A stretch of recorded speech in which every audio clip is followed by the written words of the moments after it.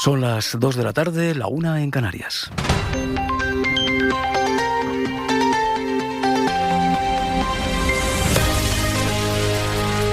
En la cadena SER, hora 14, José Antonio Marcos.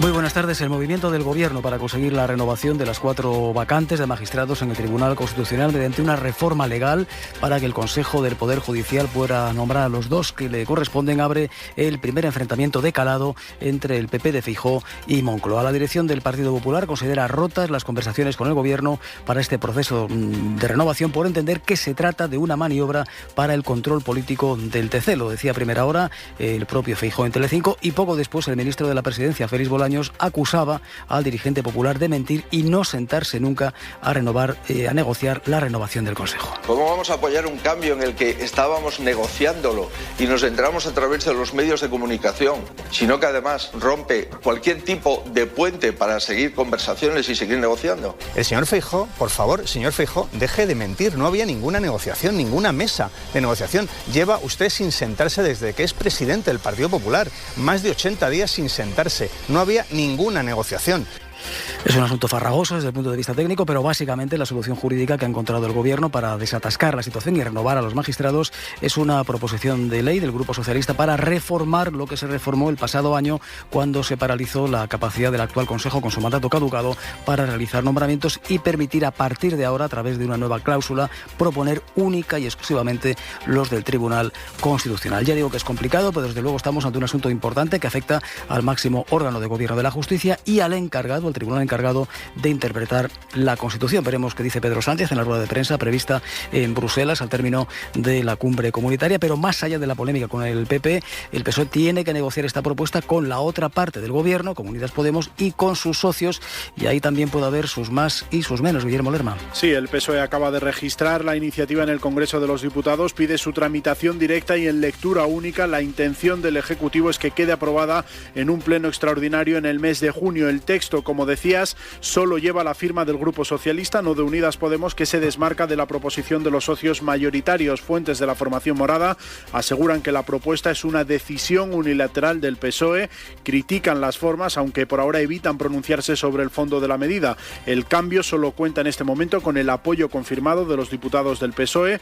Los aliados de la investidura tampoco se pronuncian hasta conocer el detalle de una medida que la mayoría siempre han sido partidarios de la renovación de los órganos constitucionales. Pues hablaremos a partir de las 2:30 con el portavoz del Grupo Socialista en el Congreso. Esto sobre los jueces, pero luego tenemos también la falta de acuerdo dentro del Gobierno para las medidas económicas que tiene previsto aprobar mañana el Consejo de Ministros extraordinario. Los socios del Gobierno se acusan mutuamente. Lo que parece seguro es que saldrá la rebaja del IVA en el precio de la luz que anunció Pedro Sánchez en el Congreso, pero está por ver qué pasa con el descuento de las gasolinas o el posible cheque para las familias vulnerables. Javier Ruiz. Sí, a esta hora, tras 3 horas de encuentro ayer y de mutuos reproches, a esta hora, Marcos, todavía no se han citado PSOE y Unidas Podemos. A esta hora sigue sin haber cita para hoy. El reloj sigue corriendo y hay que aprobar todas esas medidas mañana.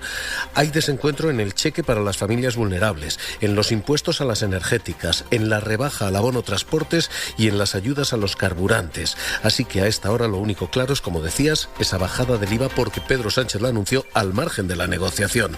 Podemos sigue diciendo es insuficiente lo que hay sobre la mesa.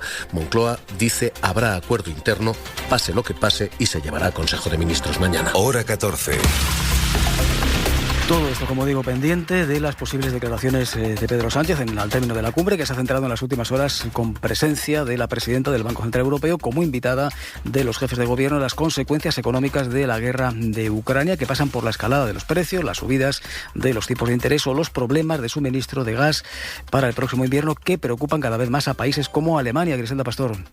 Exactamente, sí, aquí están reunidos. Enorme preocupación ante la crisis energética, incapaces por el momento de responder a si los planes de contingencia en Alemania, con previsiones de cortes de suministro, tendrán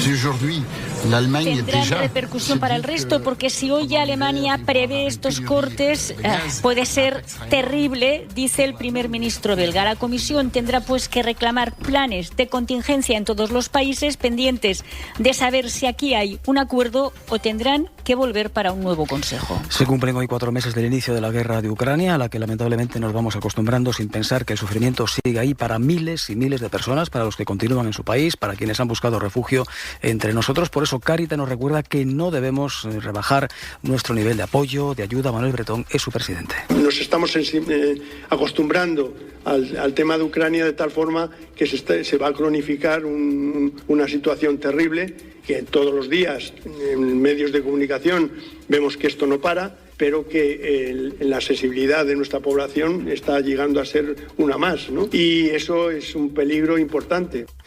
En Melilla la normalidad ha vuelto a la valla fronteriza con Marruecos después de que esta madrugada unas 2.000 personas intentaran saltar a territorio español. Parece que unas 500 lo consiguieron. Toñi Ramos. Según los últimos datos, 130 inmigrantes subsaharianos han llegado hasta el CETI, el Centro de Estancia Temporal de Inmigrante. De los más de 500 que han conseguido llegar hasta la valla, romper con una cizalla la puerta de acceso del puesto de control fronterizo de Benianzar y han iniciado la entrada saltando por el techo. Pero han sido 2.000 inmigrantes los que se encontraban en las cercanías de Melilla para llegar hasta el perímetro fronterizo.